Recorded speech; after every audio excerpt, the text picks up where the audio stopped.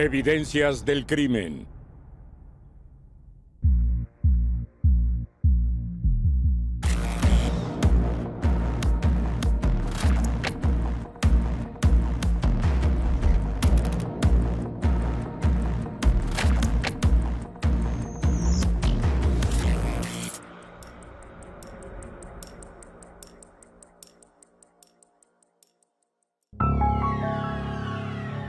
El ángel y el demonio. El 8 de febrero del 2001, en Les Encrans, en Seine-et-Marne, como todas las mañanas, un trabajador agrícola recorre la propiedad donde trabaja para comprobar que todo esté en orden. Y de repente vio el camino que lleva a la granja y al borde de la zanja algo que le pareció inusual y por eso se acercó. Vio un montón de trapos en el lado derecho. Esto le preocupó, miró con detenimiento, salió del auto y se dio cuenta de que es el cuerpo de una niña. Horrorizado, el empleado reconoció a la adolescente. Es Priscilla Ciati, de 14 años, que vive en la granja con sus padres. El hombre inmediatamente entró corriendo en la casa para avisarles. Los padres ya se habían ido a trabajar. La situación está en sus manos. Solo él puede avisar a los servicios de emergencia. Los policías, y eso es lo que hace. Tomó su teléfono, llamó a la brigada de la policía de Châtelet-Aubry. Pero al mismo tiempo, el autobús escolar que recoge a Priscilla todas las mañanas está en camino a la granja. El conductor vio algo a un lado de la carretera. Sabe que algo no está bien. Apaga el motor. Deja a los niños dentro del autobús para encontrar el cuerpo de Priscilla que yace al costado del camino. Por supuesto, los niños al interior se dieron cuenta que su compañera estaba muerta. Esta fue una visión insostenible para ellos. Conmocionados, los compañeros de clase de la niña son retirados del lugar inmediatamente y solo queda esperar la ayuda y a los policías.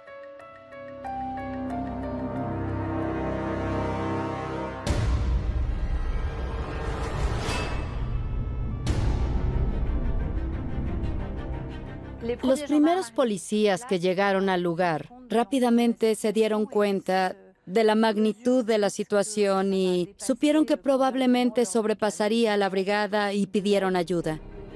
Los policías de investigación de Melun llegan como refuerzos. Llegamos a una escena del crimen horrible. Era como estar en una película de Hitchcock. Los árboles muy altos, los cuervos se escuchaban a lo lejos, la oscuridad era todo lo que se veía. El médico forense me dijo que no había nada que hacer y era obvio porque desde donde yo estaba se veían las puñaladas en el pecho. Sabía muy bien que no había nada más que hacer. La adolescente yace de espaldas bajo el camino de la granja familiar. Tenía los brazos a lo largo de su cuerpo, estaba descalza, su cabeza descansaba en la hierba y estaba en pijama. Tenía puesta la parte inferior de la pijama y la chaqueta de la pijama estaba abierta. Los policías aseguran inmediatamente la escena del crimen y un médico forense es enviado. De inmediato hizo las primeras observaciones sobre el cuerpo de la niña. La víctima fue apuñalada unas 50 veces. Algunas por la espalda, otras por delante en el abdomen, el pecho y el cuello. Y la víctima también mostraba signos de defensa en las manos. Es decir, la mano fue hacia adelante para tratar de frenar el cuchillo y esto causa heridas que a menudo se ven en las palmas. Esto es característico en estos casos. Para los expertos, estas lesiones pueden contener pistas para identificar al asesino. Si hay heridas defensivas, quiere decir que hubo una pelea con el asesino. Es decir, la víctima trató de sujetarlo, empujarlo y debió tener ADN. ¿Dónde vamos a encontrarlo? Debajo de las uñas. Debemos mirar las manos de la víctima. El médico forense realiza entonces una revisión de las uñas de la víctima. Y estas muestras se envían al laboratorio para su análisis. Los técnicos de identificación criminal luego estudian la escena del crimen. Comienzan examinando los patrones de sangre visibles en la carretera cerca del cuerpo, ya que esto puede dar información sobre el atacante y el escenario de la tragedia. Finalmente, al leer estas proyecciones y charcos de sangre, entendimos que Priscila fue asesinada en medio de la carretera. Y como encontramos su cuerpo a 2,5 metros de distancia en la cuneta, podemos suponer muy fácilmente que lo movió y lo abandonó poco tiempo después. El asesino pudo haber intentado esconder el cuerpo de la chica después de apuñalarla. Pero mientras continúan sus investigaciones, los expertos descubren un objeto inesperado y aterrador a 2,5 metros del cuerpo. En el camino descubrimos una máscara cerca de un charco de sangre, pero al principio no sabíamos que era una máscara porque estaba de tal manera que parecía un trozo de goma. No sabíamos qué era. Finalmente descubrimos que se trataba de una máscara de diablo. El descubrimiento de esta máscara del diablo nos horrorizó a todos. Pensamos que la víctima debió sentirse aterrada si este individuo estaba usando esta máscara en ese momento. En aquella época, en los años 2000, hablábamos a menudo de cultos satánicos, de profanaciones. Todos los escenarios eran imaginables. O estábamos tratando con un asesino serial o con un juego que salió mal. De ahí surgieron muchas hipótesis a investigar. Los investigadores están horrorizados por el descubrimiento de esta macabra máscara, pero también saben que es una pista decisiva para identificar al asesino. Sin embargo, todos creíamos que era una suerte haber encontrado esta máscara, porque si el asesino la había usado, habría respirado en ella y tendríamos su ADN. El objeto es asegurado inmediatamente y se envía al laboratorio para su análisis.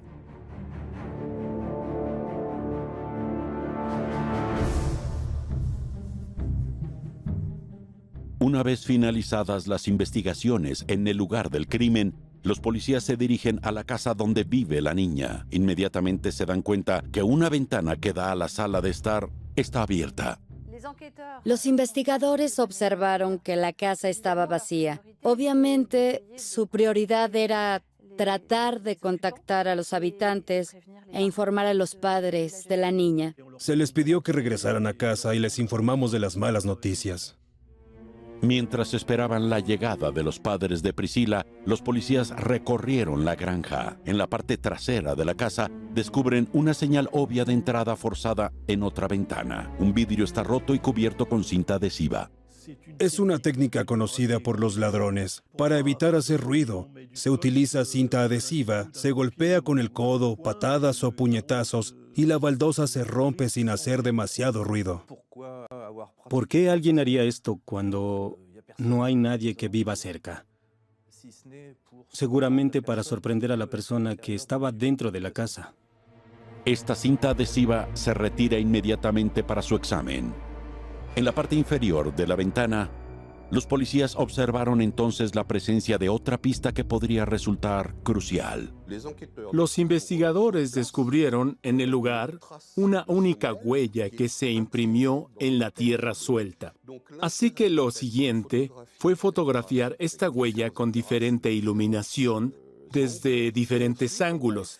Y luego hicimos un molde de esta huella para que pudiera ser asegurada, solidificada con yeso y, por supuesto, analizada en el laboratorio. En ese momento, la madre de Priscila Ciati llegó a la escena y los policías le dieron la terrible noticia. Se escucharon unos gritos de dolor. Era terrible para una madre saber que su hija estaba muerta. No entendía nada. Sentía rabia, dolor. Estaba en el colapso total. La madre de la adolescente estaba destrozada, pero los policías deben interrogarla para intentar reconstruir la cronología de la mañana. Priscila era la hija menor de una familia de 4 personas y la única que vivía con sus padres en la granja. Por la mañana, sus padres salen al trabajo alrededor de las 6:30 de la mañana y ella se quedaba sola durante 1 hora, el tiempo justo para prepararse y tomar el autobús a la escuela. Obviamente, la entrevista de la madre de Priscila permite proporcionar una estimación precisa del tiempo en el que pudo ser perpetrado el crimen.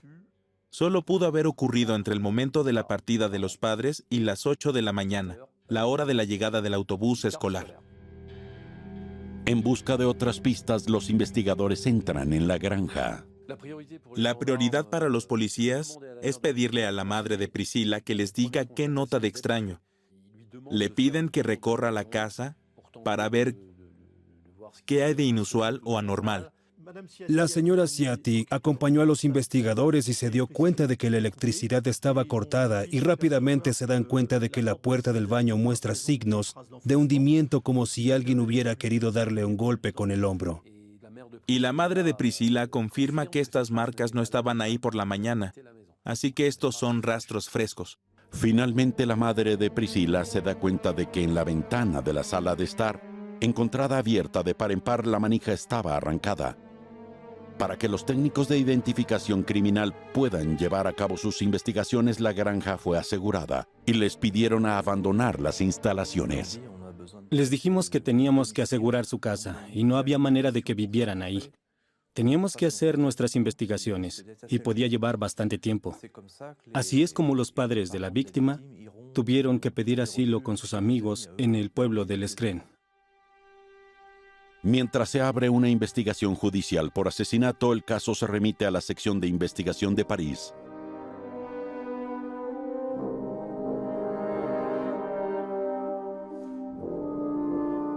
Los hallazgos continúan en la casa de la familia Ciati y muy pronto aparecen las primeras certezas.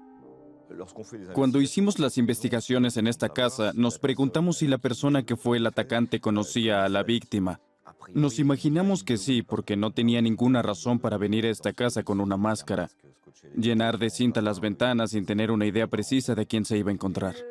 El momento de este acto tampoco es insignificante, ya que es un momento en el que el autor probablemente sabía que no habría nadie más que Priscila. Se trata de un acto premeditado con el deseo de aterrorizar a la víctima. Rápidamente nos dimos cuenta de lo que había sucedido. Alguien que estaba enfadado con Priscila y no solo quería matarla, sino que quería asustarla hasta la muerte. Otra evidencia sugiere que el atacante de Priscila estaba familiarizado con el área. Por ejemplo, la ventana de la parte trasera del edificio, la cual se encontró rota, da acceso directo al medidor de electricidad de la granja.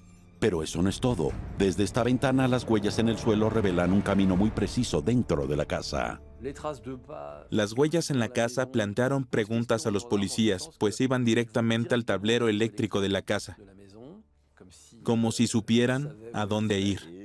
Y esta persona fue a la habitación de Priscila, y no tenemos ningún rastro en otras habitaciones, así que la intención de atacar a Priscila es obvia.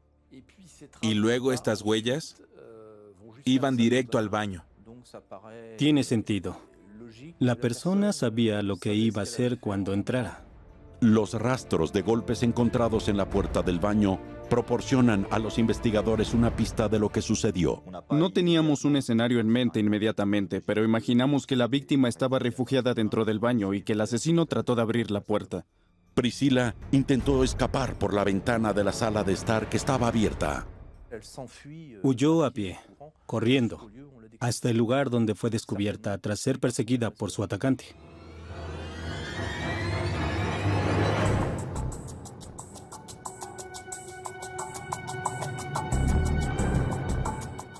Muy rápidamente los investigadores entendieron el móvil en este caso y realmente no quisieron darle al agresor ninguna oportunidad, pues sabían que las siguientes horas son las más importantes. En busca de más pistas, los policías despliegan todos sus recursos.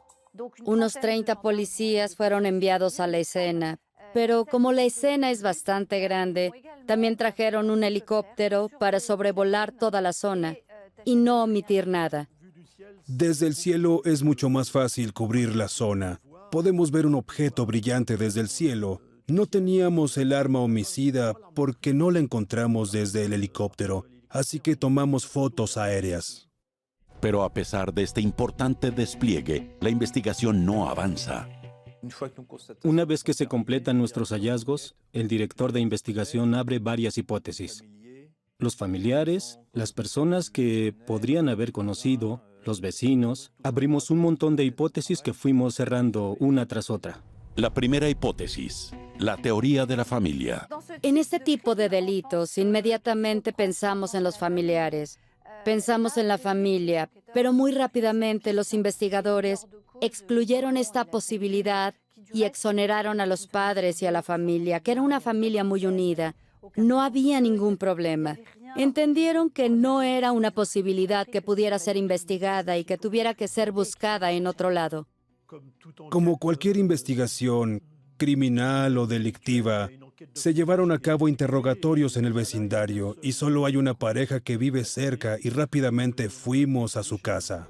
Inmediatamente después de ser interrogados, esta pareja de vecinos de 50 y tantos años, padres de un hijo de 18, dijeron a los investigadores que no habían visto ni oído nada. Los policías pronto descubrieron que en realidad las dos familias no se llevaban bien y que tenían tensiones. Hay historias y ante esta revelación, los policías deciden investigar más a fondo y proceden a la búsqueda de la casa de esta segunda familia. Al registrar la casa de los vecinos, los policías estaban preocupados por algunos de los elementos que descubrieron. Nos intrigaba una lavadora en marcha, que podría ser una forma de limpiar ropa manchada de sangre. Y en el baño de al lado vemos 2 gotas de sangre en el lavabo. Los investigadores continuaron con el registro de la habitación del hijo. Cuando los policías empujan la puerta de su habitación, entran en una escena adolescente rodeados de carteles góticos donde había varias imágenes con armas, cuchillos y, en general, un ambiente un tanto sombrío, algo que les interesa mucho. Entonces vimos que es un entusiasta de los videojuegos. En aquel momento se decía que los videojuegos podían influir en la gente y nos preguntamos si el hijo de los vecinos no habría podido reproducir un escenario de uno de estos juegos. Todo era posible en ese momento. También hay una figura del diablo. Inmediatamente se establece un vínculo con la máscara que se descubrió en la escena del crimen. Los policías tenían entonces una prioridad: escuchar a este joven. Pedimos interrogarlo, pero no lo encontramos, ni en su casa ni tampoco en el trabajo. Su empleador no sabía dónde estaba. No volvió a su casa. Esto les preocupó, así que lo comienzan a buscar. Al día siguiente del asesinato, el joven, aconsejado por su empleador, se presentó voluntariamente ante la policía. Escuchamos su línea del tiempo. Dio explicaciones sobre lo que había hecho. Estaba en prácticas en Évry. Se alojaba con amigos que confirmarán que estuvo con ellos. Punto final. La puerta estaba cerrada. Está exonerado. En el momento de los hechos, no estaba allí. Cuando la investigación apenas comenzaba y se cerraban las primeras pistas, la noticia del asesinato de Priscila se extendió por todo el pueblo de Les Encrens, creando una verdadera psicosis. Tal es el crimen que causa pánico. Esta era una aldea. La gente se fue enterando de que hubo un asesinato, con numerosas puñaladas, que encontramos una máscara del diablo. Era aterrador. Y, naturalmente, los policías reciben un número incalculable de llamadas telefónicas, familias en pánico, que temían por sus hijos.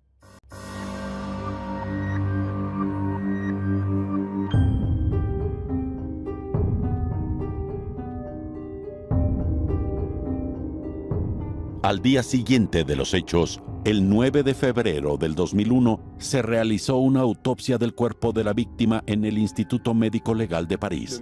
El médico forense volvió a realizar un examen externo del cadáver. Hizo una inspección mucho más precisa de la que se realiza en el lugar de los hechos. Va a recibir 60 heridas por un instrumento afilado. El forense determina que las primeras 8 puñaladas fueron en la espalda de la víctima. Las heridas sangrantes más grandes estaban a nivel lumbar. En una persona con circulación corporal normal, la presión arterial es alta y una herida causa una fuga significativa de sangre. Estamos seguros de que estas heridas fueron causadas en una persona físicamente sana. El cuerpo de Priscila fue encontrado descalzo. Sin embargo, el examen revela rastros de tierra bajo las plantas de los pies, lo que confirma que el adolescente huyó antes de ser apuñalada. Así que podemos imaginar que hubo una fuga, que corrió, que salió a la naturaleza sin zapatos para llegar a este camino. fue cuando la volvió a encontrar y entonces fue cuando recibió los primeros golpes por la espalda y enseguida fue que cayó. Esta caída se confirma con el descubrimiento de una contusión en la parte posterior del cráneo. El asesino apuñaló a su víctima 52 veces con un cuchillo. ¿Por qué confirmamos el ensañamiento? Porque las heridas del cuchillo se agrupan en una zona relativamente pequeña. El cuello, la parte superior del pecho, el pecho en sí, y por lo tanto imaginamos que allí la víctima estaba inmovilizada. Y el hecho de que las lesiones son limitadas nos hace pensar que el atacante estaba encima de su víctima. No hay lesiones en la pelvis ni en las extremidades inferiores. Este modus operandi también proporciona información esencial sobre el perfil del asesino. El uso del cuchillo, las múltiples heridas, a menudo evocan un crimen pasional, si se me permite usar el término, o al menos que tiene una conexión emocional con la víctima. 60 puñaladas es algo abominable, por lo que este ensañamiento muestra una voluntad de herirla y un importante impulso criminal. Debía ser alguien que tuviera cierto grado de implicación con la víctima. Hay emoción. Esto hace que encaje en un determinado perfil. En el examen interno, el médico forense contó 31 heridas mortales. Luego mide la profundidad de las lesiones para determinar el arma. Tenemos pruebas de que el arma es relativamente ancha en centímetros y mide unos 10 centímetros u 11 centímetros. Probablemente podemos afirmar que se trata de un cuchillo de cocina. No era muy largo. Es un cuchillo que todo el mundo tiene en casa. No es un cuchillo en particular, así que la dificultad aquí va a ser encontrar el arma.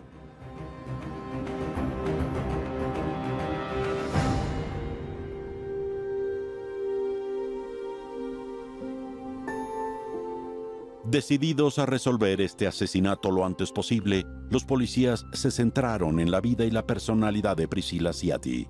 A los 14 años, la niña está en 8º grado.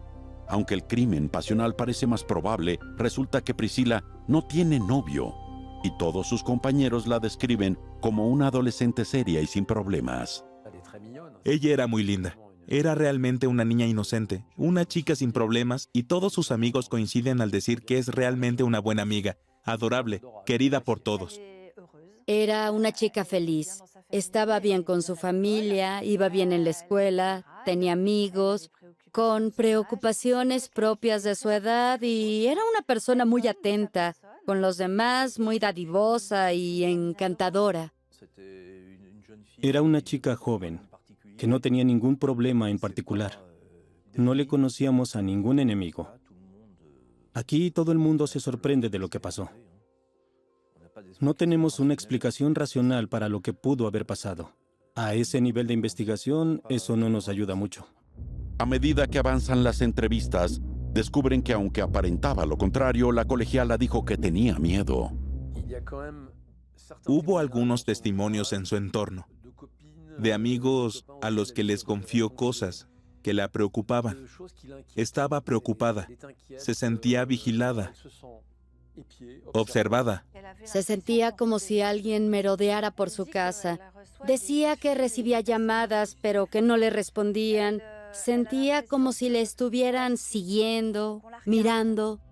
Priscilla incluso había hecho comentarios a sus amigos que estas circunstancias le parecían atemorizantes.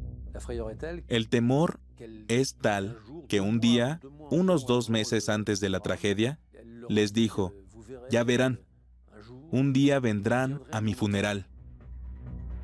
Los padres de la niña fueron entrevistados nuevamente y confirmaron que Priscilla les había confiado sus temores.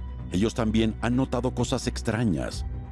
Unas semanas antes del asesinato, la niña se refería a la ventana encontrada rota el día de la tragedia. Esta misma ventana en la parte posterior se había roto una vez antes, y la segunda vez la familia Ciati notó que el sellador en la misma había sido removido. Pero los misteriosos acontecimientos no se detienen ahí. Vieron muebles de jardín movidos, estaban afuera, frente a la puerta principal, y cada noche los acomodaban, varias veces seguidas. Por la mañana, los encontraron movidos y era muy extraño. Parecía como si fuera una amenaza. Parecía que intentaban asustarlos. Parecía que era una puesta en escena. Esta información confirma las suposiciones iniciales de los investigadores. Los policías concluyen rápidamente que se trata de alguien que probablemente la ha observado, cazado, emboscado y esperó el momento preciso para actuar en consecuencia.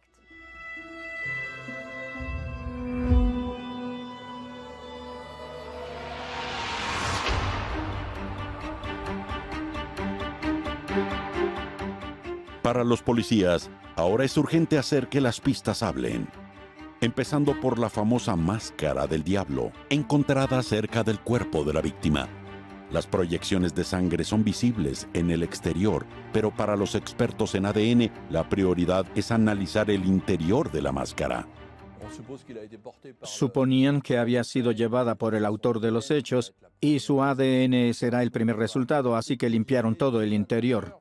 Sabiendo que era una máscara y que por definición se usa en una cara, existía la esperanza de obtener fuertes huellas sebáceas, ya que son grasas muy específicas. Los resultados de los análisis son definitivos. El ADN es revelador. Hay un ADN masculino único, así que este es el ADN del sospechoso número 1. En cuanto a los rastros de sangre en la superficie exterior de la máscara, los informes de los expertos confirman que pertenecen a la víctima. Inmediatamente, el ADN desconocido es enviado a los archivos de ADN. Desafortunadamente, no coincide con ningún ADN criminal en el archivo. Las investigaciones continúan con el análisis de otra pista, la cinta encontrada en la ventana rota de la casa. Este tipo de adhesivo, en esta investigación podía dar lugar a dos cosas muy concretas: a conocer las huellas dactilares, si las había, o a darnos una imagen del diseño del guante que se usó si fuera el caso.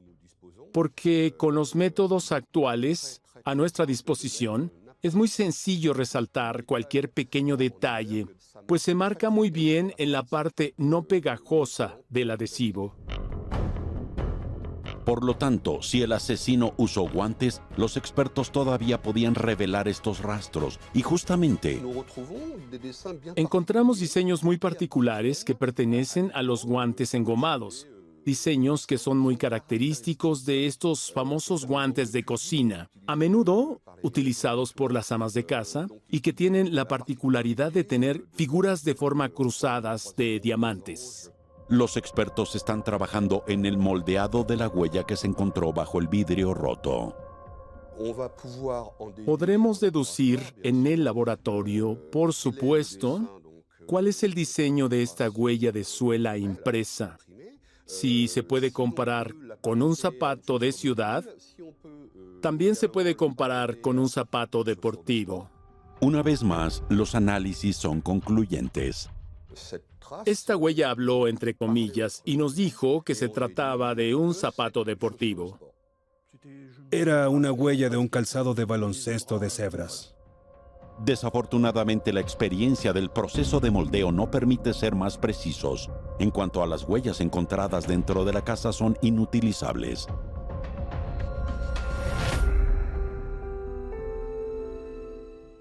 Gracias a los análisis de evidencias, la investigación ha progresado, pero los policías aún no tienen sospechosos. Mientras tanto, los padres de Priscila ahora se quedan con sus amigos, la pareja Leroux. Los Leroux y los Ciati eran en realidad dos familias de amigos. Cuando los Ciati se instalaron en Les Encrens, Priscila tenía 9 años y los Leroux acababan de tener una niña. Priscila cuidaba a los niños en la casa de los Leroux. El señor Ciati no dudaba en ir a ayudar en la casa de los Leroux cuando había algo que hacer. Leroux, a cambio, que era panadero, proporcionaba pasteles a la familia. Ellos compartieron muchos momentos importantes en la vida de una familia. Se reunían, cenaban, celebraban juntos los cumpleaños, se reunían al final del año. Los niños obviamente también se hicieron amigos, hasta el punto en que la hermana de Priscila se convertiría en madrina de uno de los niños de los Leroux. Fue entonces cuando la madre de Priscila se puso en contacto con los policías. Les habló del extraño comportamiento de Didier Leroux. Mientras los policías mantenían informada a la señora Ciatti del progreso de sus investigaciones, en un momento dado, la hermana de Priscila dijo que se habían encontrado huellas detrás de la casa. Y a partir de ese momento, el comportamiento de Leroux fue muy extraño. Sentía la necesidad de justificarse cuando nadie lo interrogaba y nadie le pedía explicaciones. Va a insistir mucho en su coartada del día de los hechos. Esta actitud, que es bastante inusual, creó sospechas rápidamente en la familia Ciatti. Los policías se tomaron muy en serio lo que la señora Ciatti acababa de informarles. Necesitaban saber quién era Leroux y lo investigaron.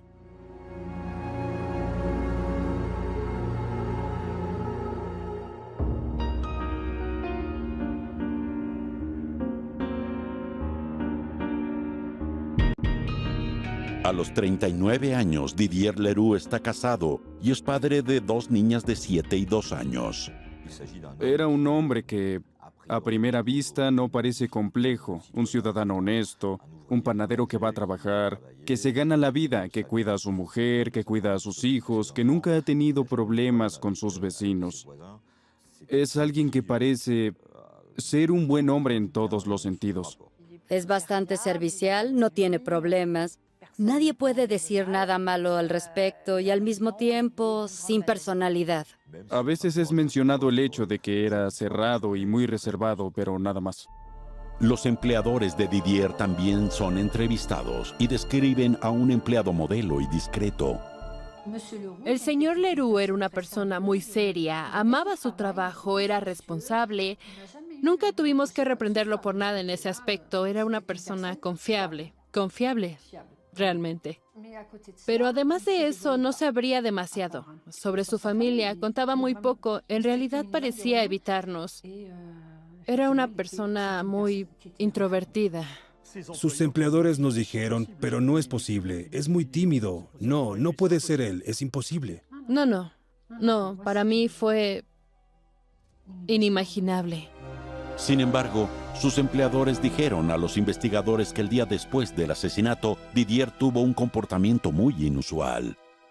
Era un día en el que estaba totalmente ausente porque nos quemó mucho pan, algo que no había sucedido. Como exige el procedimiento en este tipo de investigación, los policías comprueban si el hombre tiene antecedentes penales. Y entonces nos dimos cuenta de que el hombre tenía cargos por exhibiciones sexuales. En mayo de 1992, 9 años antes, el hombre había sido condenado por exhibicionismo. De hecho, se masturbó en su ventana y miró a su vecina con binoculares.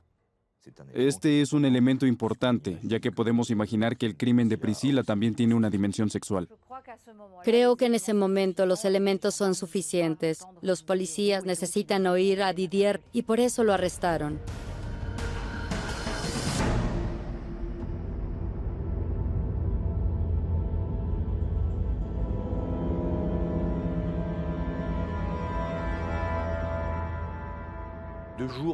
Dos días después del crimen, el sábado 10 de febrero, los policías al final del día, a las 18 horas, llegaron a la casa de Leroux. Él estaba solo en su casa. Su mujer no se encontraba. Se le informó de nuestras sospechas sobre él y le dijimos que realizaríamos un registro en la casa.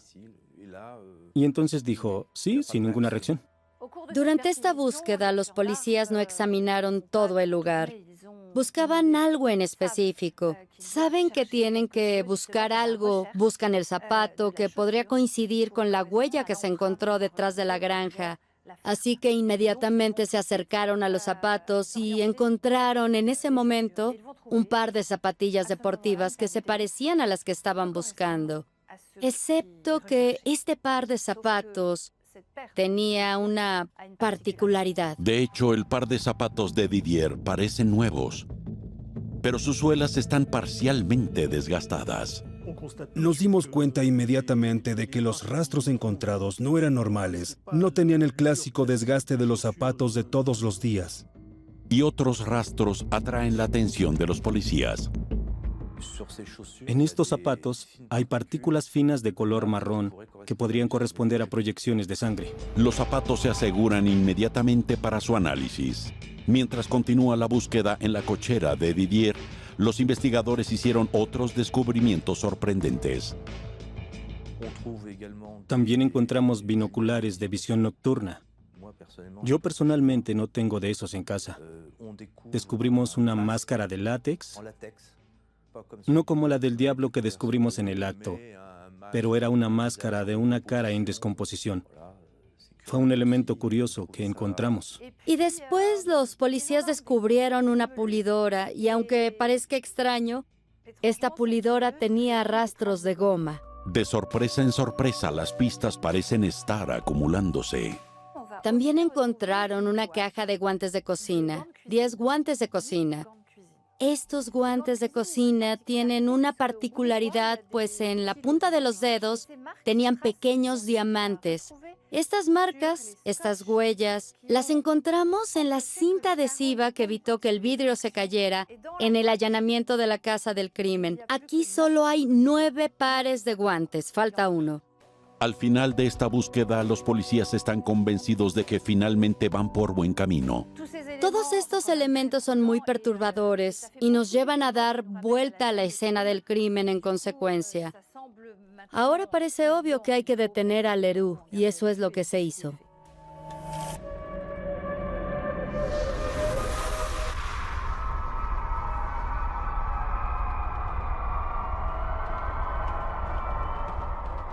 Didier Leroux estaba bajo custodia policial. Había una prioridad, recolectar su ADN, porque era necesario comparar los resultados de este análisis con los rastros encontrados en la escena del crimen.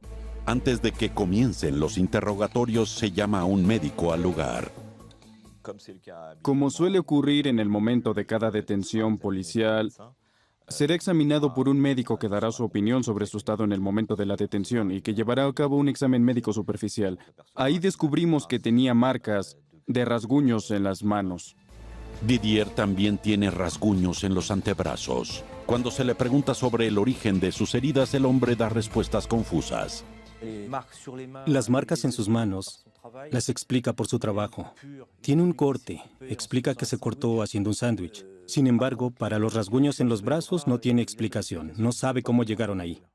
A las 11:30 de la noche comienza el primer interrogatorio. Las primeras preguntas que le hicimos fueron sobre el 8 de febrero en el día. Leroux da argumentos sobre su coartada y sobre todo sobre su paradero. Fue su día libre. Fue a dejar a su hija y le dijo a su esposa que iba a París a comprar CDs. Era algo que había estado planeando durante varios días. Didier señala que se marchó a París muy temprano y que no se encontraba en Les Encrens a la hora del crimen. Nos explicó, de hecho, que siguió un itinerario muy preciso. Nos lo describirá, nos dará horarios, todo muy preciso. Como prueba de ello, entrega los recibos de pago y luego finalmente regresó a casa. Entonces el hombre dice tener una coartada. Sin embargo, los investigadores siguen convencidos de que se enfrentan al asesino de Priscila.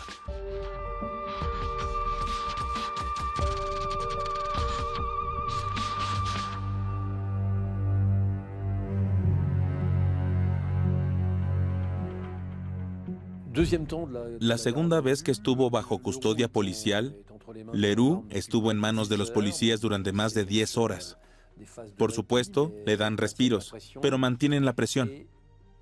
Deciden discutir con él lo que concierne a su vida privada, su vida familiar con su esposa. Didier dijo a los investigadores que después de 13 años de convivencia, su relación estaba al borde de la ruptura. Las relaciones con su mujer son tan malas que son casi inexistentes. Es decir, cuando él intenta acercarse, ella se aleja y sale de la casa los días en que él descansa. Él todavía cree que puede reconciliarse con ella, pero ella ha optado por hacer otras cosas. Si él hacía el más mínimo gesto, ella se alejaba rápidamente. Tienen una relación muy distante, ya no hay ninguna intimidad, Y la comprensión de la pareja ya no existe. Obviamente, la pareja no ha tenido una relación por varios meses y sentimos que esto pesa mucho en ellos. Didier afirma que hizo todo lo que pudo para salvar su relación, pero fue en vano. Él dice que está dispuesto a hacer un esfuerzo. Hay una anécdota sobre un ramo de flores. Un día, decide regalarle un ramo de flores y como probablemente pagó un precio muy alto, deja el recibo del ramo mostrando cuánto ha gastado en este hermoso regalo. Y su esposa no siente más que desprecio por este ramo de flores. Rápidamente en esta descripción, los policías se dan cuenta de que era principalmente la señora Leroux quien se burlaba de su marido, quien ya no podía soportarlo. Al mismo tiempo, en una habitación separada, el suboficial Roy interrogó a la esposa de Didier, quien le hizo revelaciones inquietantes. Ella lo describe como una persona taciturna, muy ensimismado, alguien que ha cambiado su comportamiento en los últimos meses. Me dijo que en realidad él estaba muy cerca de los Ciati, especialmente de Priscila, y que a ella le parecía que eran demasiado cercanos, que no era una relación de adulto-adolescente, se estaba comportando de manera extraña.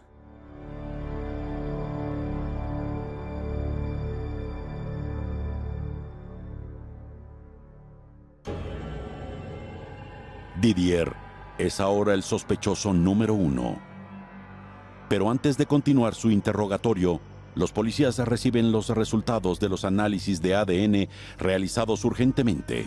Los expertos compararon primero el ADN desconocido encontrado dentro de la máscara del diablo con el de Didier y los resultados son claros. Los análisis establecerán que es el ADN de Didier el que está dentro de esta máscara. Él era el que llevaba la máscara. Las investigaciones genéticas también revelan la presencia de su ADN bajo las uñas de Priscila. Los investigadores tienen muchas pruebas en sus manos para tratar de condenar a Didier. Pero cuando reanudan su interrogatorio, logra derribarlas una a una, empezando por las pistas encontradas en su casa y especialmente por el par de zapatos nuevos cuyas suelas están extrañamente desgastadas. Le mostraron las huellas y le preguntaron por qué hay tanto desgaste bajo las suelas. Explicó que fue su forma de caminar lo que causó el desgaste. Excepto que en este punto el peritaje es formal. En comparación con el desgaste normal de una suela, los zapatos que se utilizan a diario presentan medidas características, pero en ningún caso son como las descubiertas en la suela del sospechoso durante el registro. Esta alteración sugiere un raspado, es decir, una alteración voluntaria y no el desgaste tradicional. Obviamente el hombre mintió, especialmente porque el análisis de la pulidora encontrada en su cochera también dio resultados positivos. El disco abrasivo contiene residuos de goma que son compatibles con la estructura de las suelas de los zapatos del sospechoso. Coincidían correctamente. Otro elemento condenatorio es el análisis de los rastros color café encontrados en sus zapatos. Se confirma que se trata de la sangre de Priscila Ciati.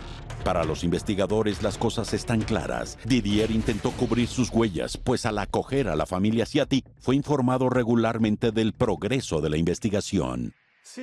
Esta información que recibe le hará comprender rápidamente que está en peligro y que tiene que lijar sus zapatos. De modo que si alguna vez la investigación llega a él, ya no podrán rastrear estas huellas de zapatos. Los policías ahora confrontan al sospechoso con estas pistas condenatorias. Le mostraron el segundo disco de la pulidora y le preguntaron, ¿nunca has alterado estos zapatos? Porque encontramos un rastro que concuerda con la huella en el patio de los Ciati. Eso lo desestabilizó totalmente. Se enfrenta a lo obvio. Se está volviendo loco. Sí, él mató a Priscila.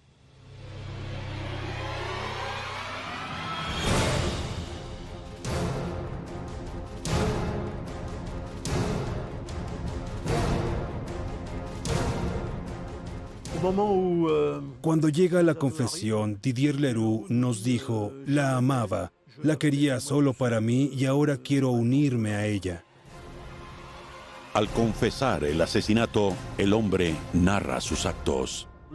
La mañana del 8 de febrero, a las 6:30 de la mañana, Leroux se dirigió a la granja. Se esconde bajo un hangar, observa, ve salir a los padres Ciati. Desde ese momento sabe que Priscilla está completamente sola.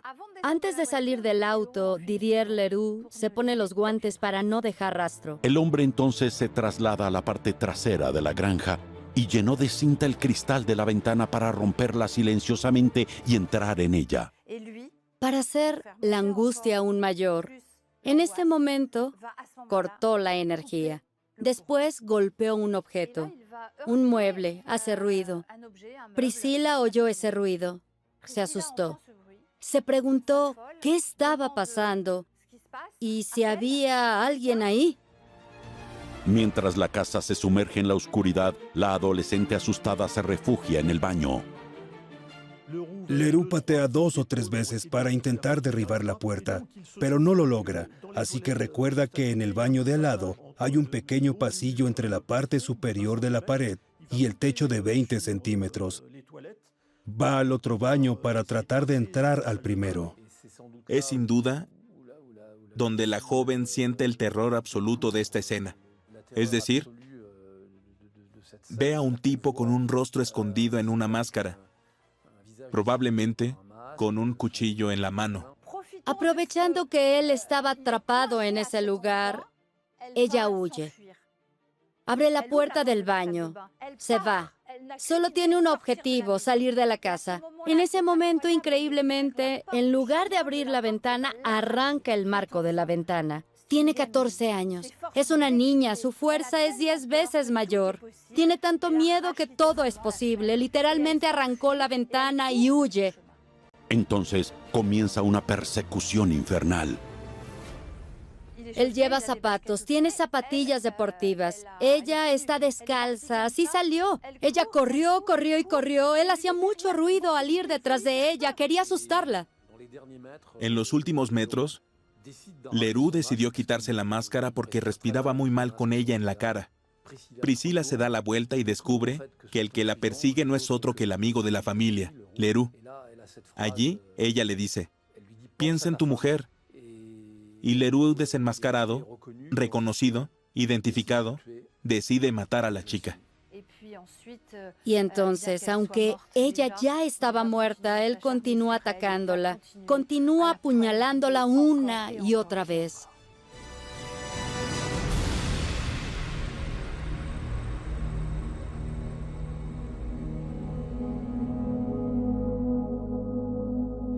Cuando se le preguntó sobre su particular modo de acción, Didier admitió finalmente que lo había planeado durante mucho tiempo. De hecho, Didier explicó que se inspiró en la conocida película de terror Scream, que se trataba de una joven que estaba siendo perseguida por su atacante con un cuchillo. Había hecho un plan. Pensó que podía hacerla entender que estaba enamorado de ella. Durante aproximadamente un año, Didier había estado madurando este proyecto, pero había comenzado a implementarlo unas 3 semanas antes. Había preparado su equipo.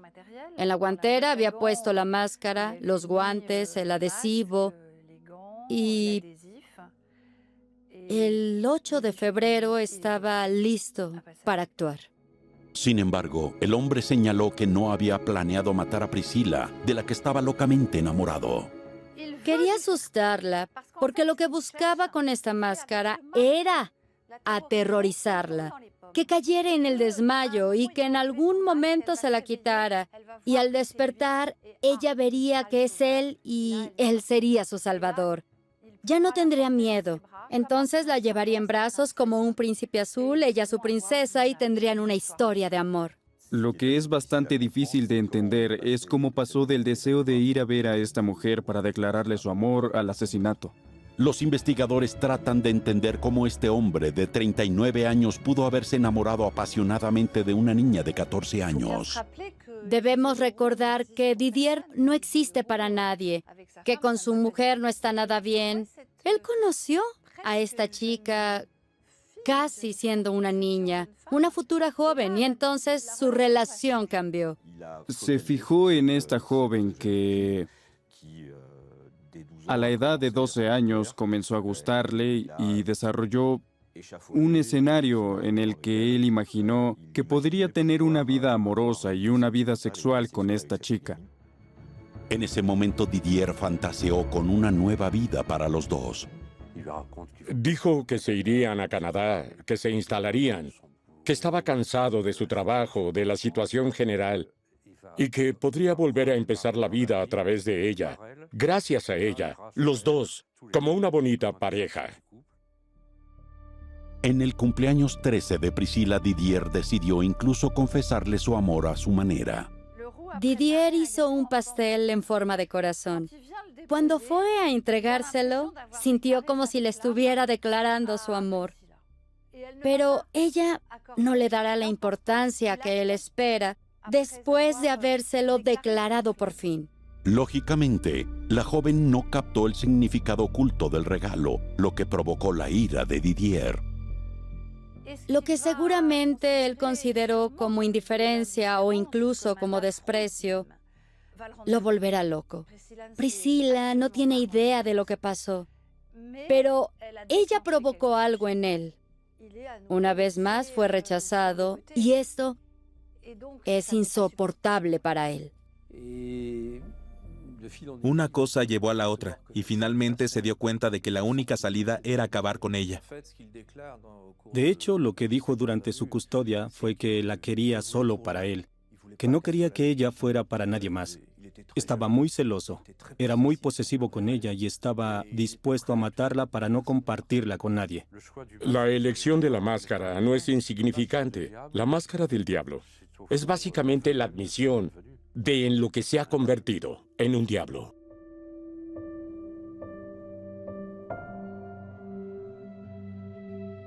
Por su carácter atroz y su aterrador montaje, el asesinato de Priscilla Ciati quedará grabado para siempre en la memoria como el trágico encuentro de un ángel y un demonio. En este caso hay una terrible paradoja. Por un lado tenemos a una joven totalmente inocente en su juventud, que no puede anticipar lo que le sucederá. Y luego, por otro lado, tenemos a este individuo que es casi una sombra, que no existe, que fue rechazado. Él capturó lo que representaba esta niña, la alegría, felicidad y vida, y la destruyó para su beneficio. Es infinitamente triste y dramático. Supe que, como un tributo a quien era ella, sus compañeros de clase decidieron plantar un rosal de la especie Priscilla en su colegio. Creo que es un homenaje que le sienta bien. Por fin, un ramo de flores para esta niña que estaba esperando vivir y a quien le robaron la vida.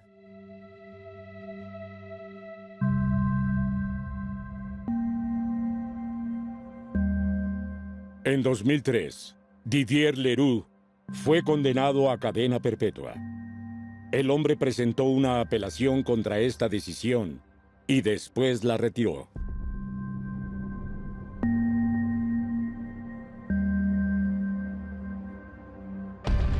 Doblado en Olympusat, México.